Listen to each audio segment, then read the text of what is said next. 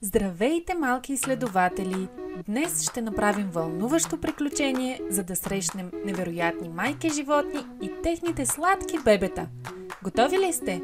Да потегляме! Първата ни спирка е слънчевата савана, където срещаме майка слон и нейното бебе слонче.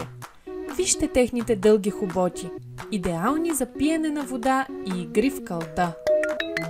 А сега ще се потопим в джунглата, за да срещнем майка маймуна и нейното малко бебе маймунче. Те обичат да се качват по дърветата и да ядат вкусни банани. Брррр!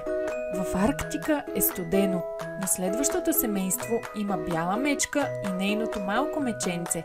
Те са напълно адаптирани към този леден свят. Те се плъзгат по леда и плуват в студените води заедно. Сега сме във фермата, където майка кокошка обикаля щастливо със своите пухкави пиленца.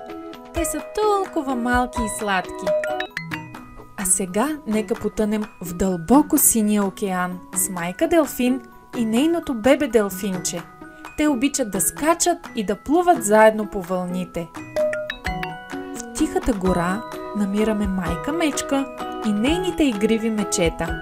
Те се радват да се катерят по дърветата и да разглеждат гората. Сега се насочваме към пустинята, където срещаме майка кенгуру и нейното бебе кенгуру, което пътува безопасно в джобчето на коремчето й.